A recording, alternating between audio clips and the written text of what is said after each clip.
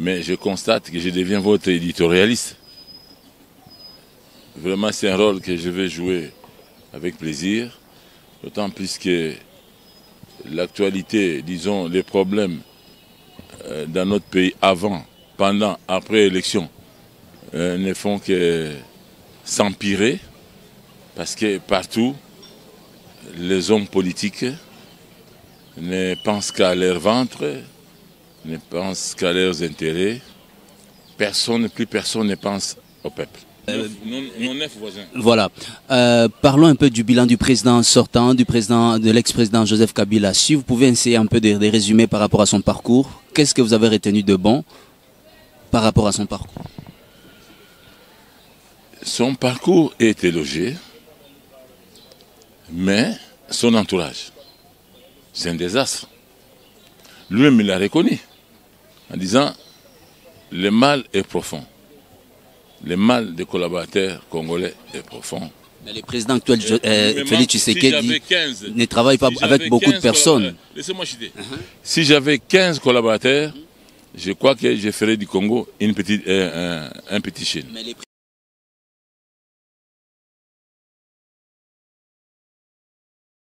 D'accord, nous allons certainement recevoir pour vous l'honorable Massambaye. Si c'est avec lui qu'on va essayer de débrosser l'actualité politique de l'heure en République démocratique du Congo. Bonjour, honorable Massambaye. Bonjour, je suis à votre entière disposition, comme d'habitude, mais je constate que je deviens votre éditorialiste. Vraiment, c'est un rôle que je vais jouer avec plaisir, d'autant plus que l'actualité, disons, les problèmes dans notre pays avant, pendant, après l'élection ne font que s'empirer, parce que partout, les hommes politiques ne pensent qu'à leur ventre, ne pensent qu'à leurs intérêts. Plus personne ne pense au peuple. Alors, derrière la caméra, on vous a entendu parler que vous êtes actuellement avec le nouveau président Félix Tshisekedi.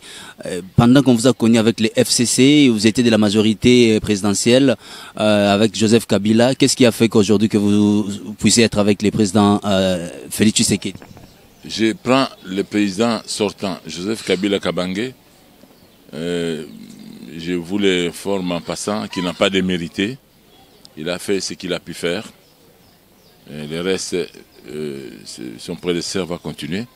Donc, si je prends le président Joseph Kabila au mot, il avait dit, mes amis, frères de la majorité présidentielle, l'ancienne majorité FCC, je vous confie à mon prédécesseur. Donc, vous voyez que le Congo a atteint un niveau supérieur en matière de politique, dans la mesure où nous avons réussi 3 fois les élections. Mais la troisième est la bonne parce qu'elle a été financée entièrement par nous-mêmes. Nous avons refusé les dons, nous avons refusé des emprunts que toute la terre nous a proposés.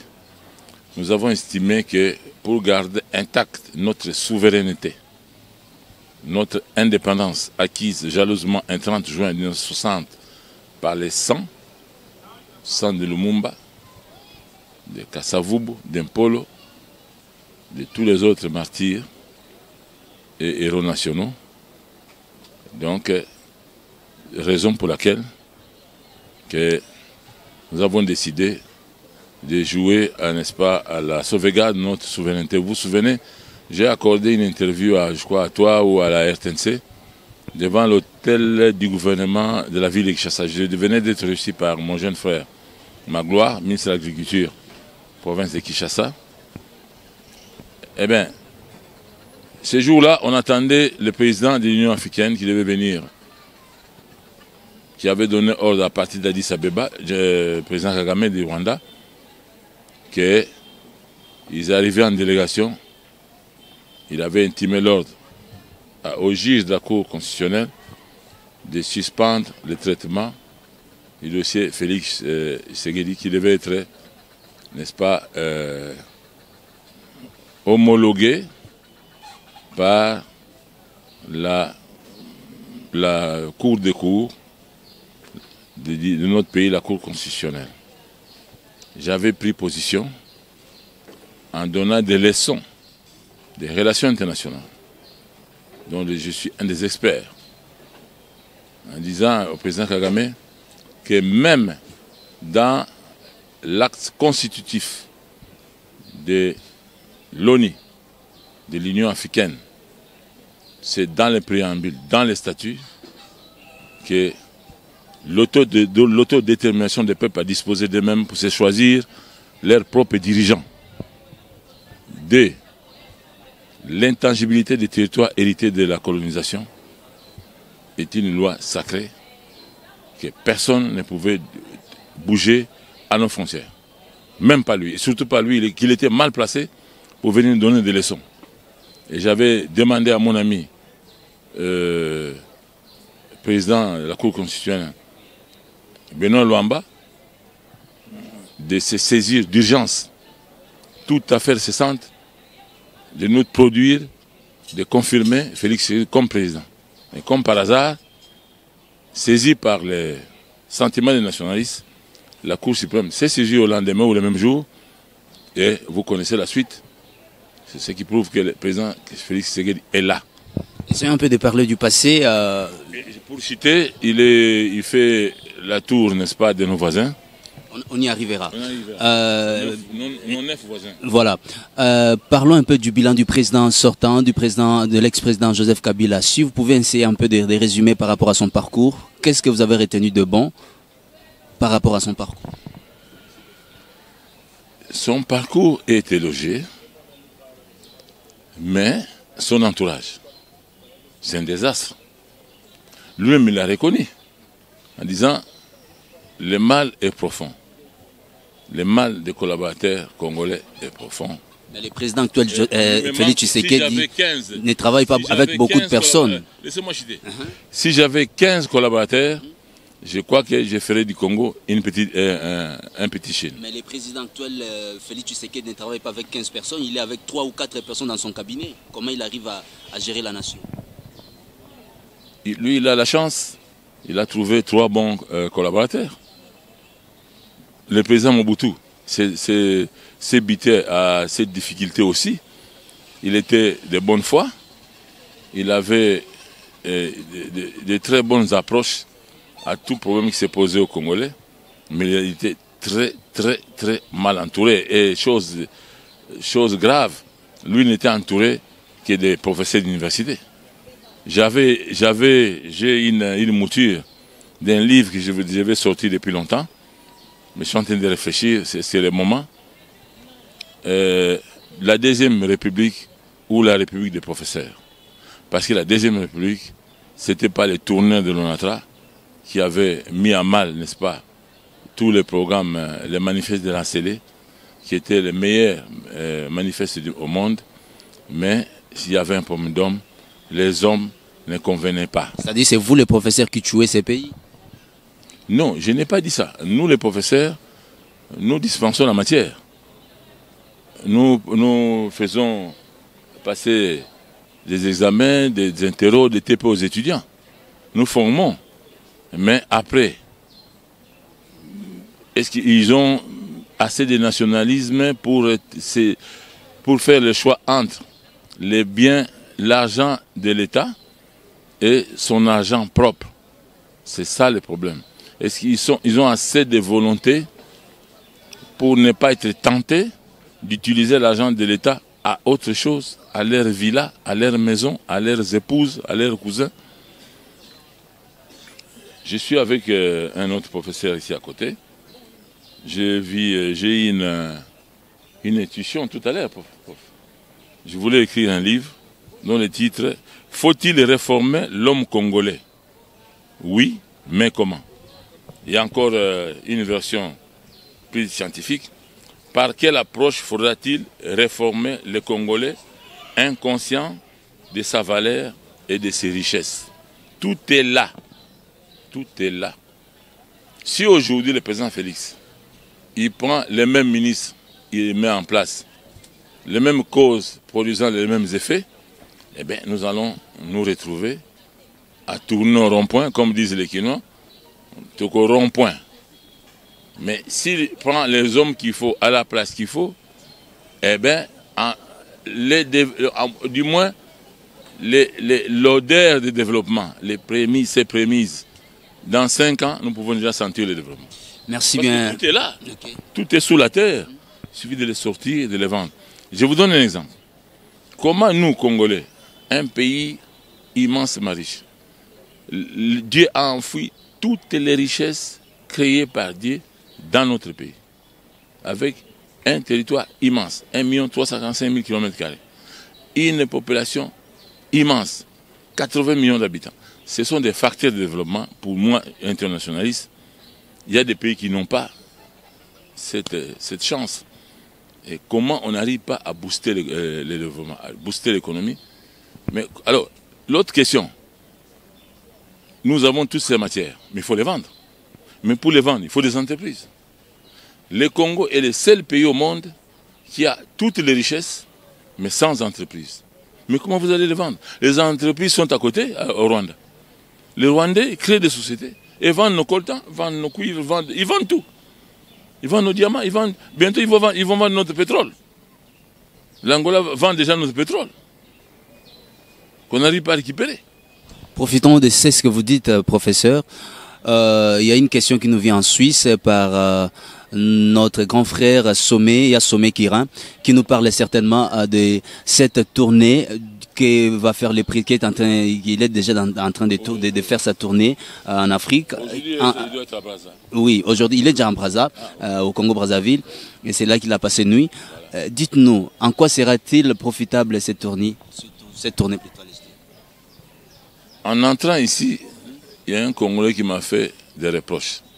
Candidat Nabino, président Nabino, votre président, au lieu de rester au pays, il fait le tour des voisins pour aller se justifier. C'est moi qui avais gagné. Est-ce qu'on lui a demandé c'est lui qui avait gagné? C'est la CENI qui l'a proclamé vainqueur, confirmé par la Cour constitutionnelle, qui commence à travailler. Je lui ai dit non. Nous, dans notre science des relations internationales, lorsqu'un pays a 9 voisins, ça peut être 9 amis comme 9 ennemis. Eh bien, si c'est 9 amis, vous êtes sauvés. Mais si c'est 9 ennemis, c'est 9 fronts qu'il faudrait neutraliser, y mener bataille. Bon, nous ne sommes pas Jules César qui voyait des batailles partout. Nous ne sommes pas Napoléon Bonaparte qui voyait des batailles à I et à Dia, même là où il n'y en avait pas. Il est allé chercher la paix. Le président Félix Tshisekedi a compris que pour qu'il commence, il a déjà commencé, 100 jours, l'approche qui doit amorcer le décollage du développement de notre pays, il a besoin de paix autour de ses frontières, autour de ses fenêtres et portes, qui est une paix absolue, une paix totale. On ne peut pas développer un pays sans la paix. Je vous donne un exemple. Lorsque les Américains ont quitté l'Europe, à cause des barbaries, vous savez, ils ont quitté, ils sont allés chercher le nouveau monde. À un moment donné, ils ont commencé à s'organiser avec la ruée vers l'or. Je crois que c'est San Francisco. Eh bien, ils avaient besoin de paix. Mais ils se sont dit, nous sommes entourés des eaux. Les États-Unis d'Amérique, c'est une île, entourée des mers, des rivières et des océans. Ils ont créé les plus puissants bateaux pour sillonner le monde. Parce qu'ils voulaient la paix, ils préparaient la guerre. Ils sillonnaient le monde entier avec les bateaux, toutes les mers et les océans, pour qu'on les voie, qu'on voit leur puissance. C'est anticipatif.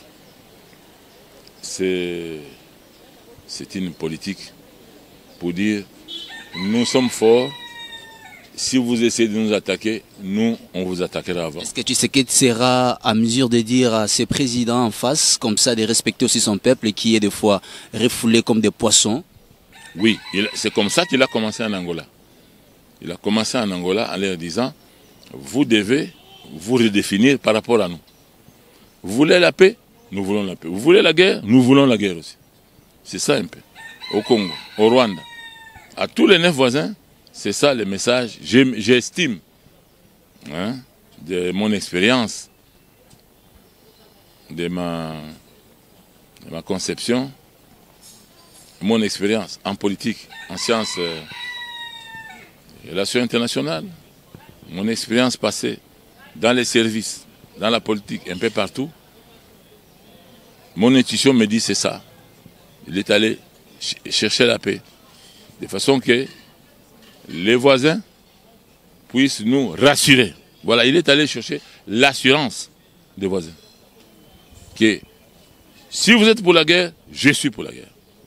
Vous êtes pour la paix, je suis pour la paix. Mais je crois que le développement est lié à la paix.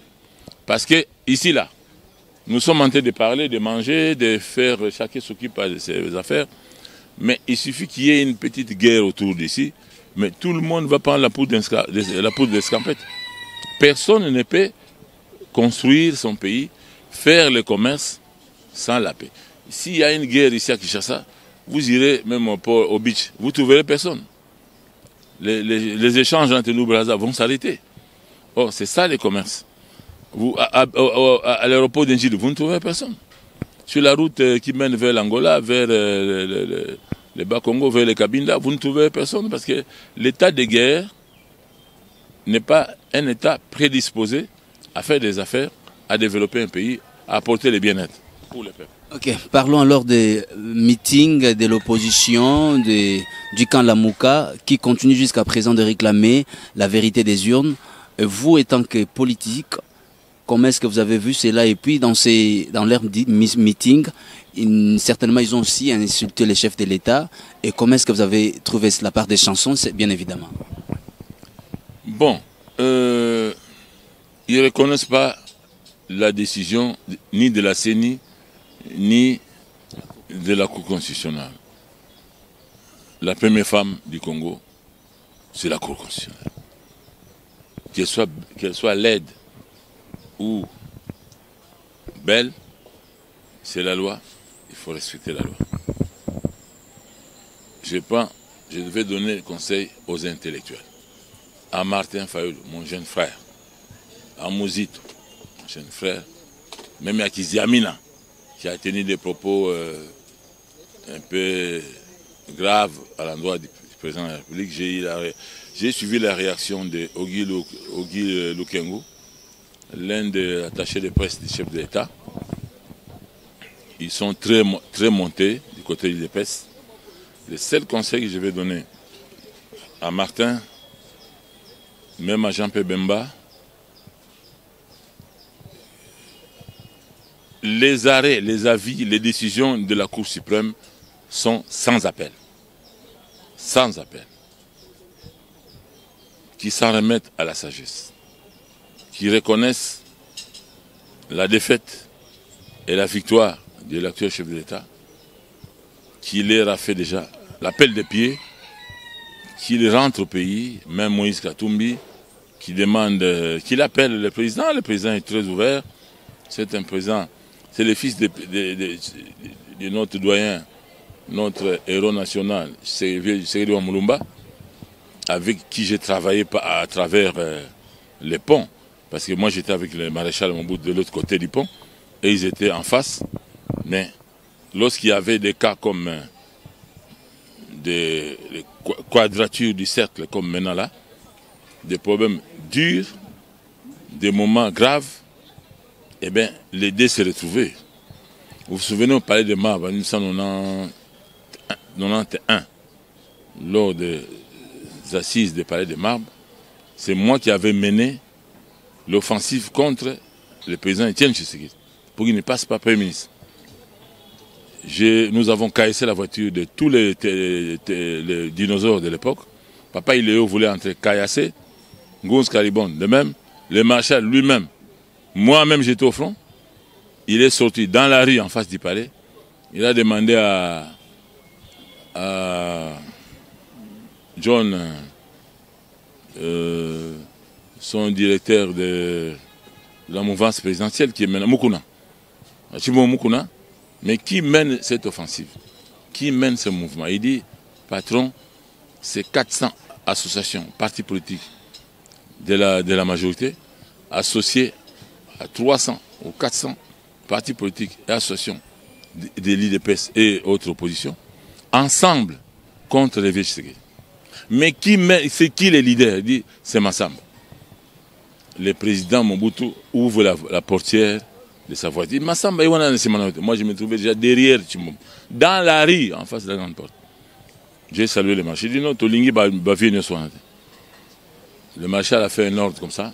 On a ouvert le portail du palais du peuple, du palais de marbre. C'était une porte impressionnante. Hein. Je crois que c'est 15 mètres. Hein. Alors, honorable, dites-nous un peu par... Il nous a supplié. D'accord, on y arrivera. C'est le maréchal qui nous suppliera d'accepter Papa Tshisekedi comme président. Nous l'avons fait. Décourager les investisseurs de ne pas venir au pays pour investir, les propos d'Adolphe Mouzito. C'est un crime. Qu'en dites-vous par rapport à cela? J'ai dit à Mouzito, c'est un crime. Mouzito, même comme je l'aime, lorsqu'il était Premier ministre, j'entrais à la primature sans audience, il le sait. Je venais toujours lui prodiguer des conseils. Il me recevait tous les jours. Je lui demande, encore une fois, d'approcher le président Félix Tshisekedi et de travailler avec lui. Il va se retrouver, la main de la main, nous tous, vers le développement du pays. Le développement est à portée de la main. Maintenant, là, le développement du Congo est à la portée de la main. Parce que nous sommes un front autour du président Félix. Nous formons une cohésion nationale, tous les leaders qui sont avec lui, pour, n'est-ce pas, essayer de franchir les murs qui est devant nous, constitués par les néocolonisateurs, la puissance étrangère, les multinationales. J'ai ici une liste d'au moins 400 sociétés multinationales qui sont mécontents parce que le président Kabila a fait passer la taxe superficielle de la carrière minière, de la loi de la carrière minière, de 3% que nous avons laissé durant la CLPT, Parlement des musées. Nous avons mis 3%. Lui, il est passé de 3% à 10%. Ils sont fous. Ils sont fous, ils veulent nous faire la guerre. Nous sommes près d'une guerre qui veulent nous amener, les multinationales. Quelques chefs d'État de nos pays voisins, vous connaissez lesquels, sont avec ces gens-là. Et ils utilisent justement quelques leaders qui sont, n'est-ce pas, en exil en Europe. D'autres personnes parlent de débauchage et d'autres personnes parlent de la coalition. Comment le président Félix Tshisekedi va s'en sortir pour travailler avec la majorité parlementaire?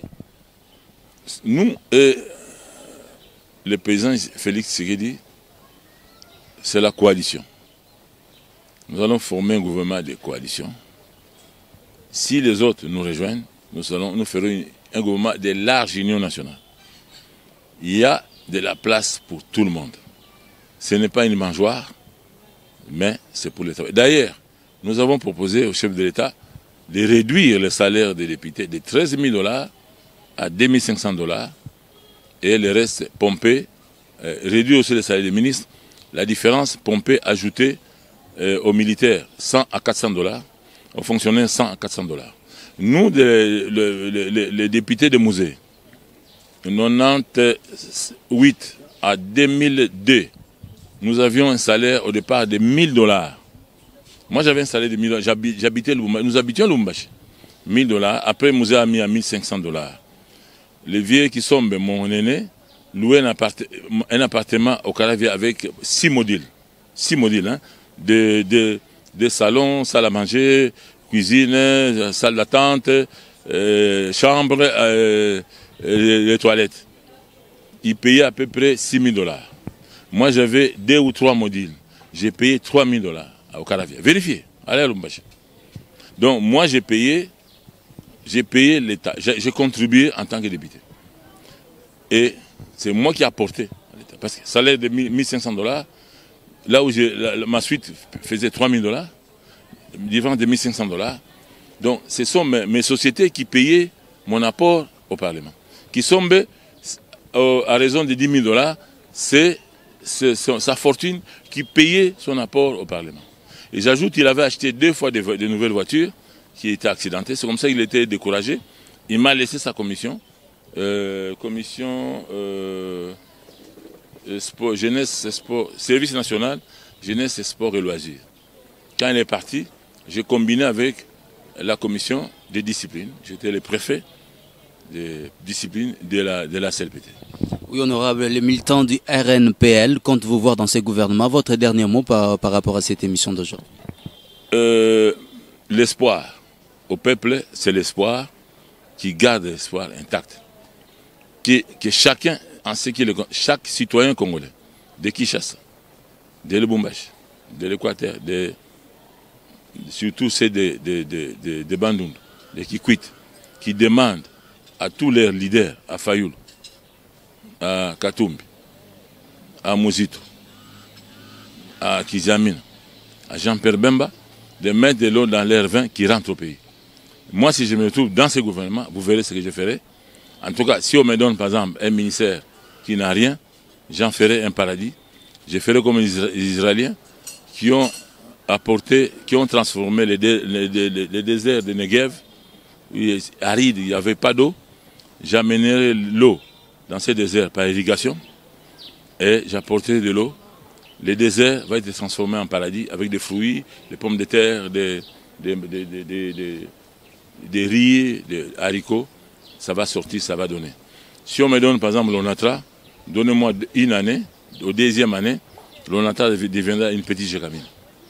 Nous connaissons le travail, on ne s'occupe pas de nous, mais nous sommes là. Si nous entendons ce gouvernement, vous verrez ce que nous allons faire comme travail. Merci bien de nous avoir accordé cette interview. Merci à très chers internautes, mais aussi à vous, chers téléspectateurs.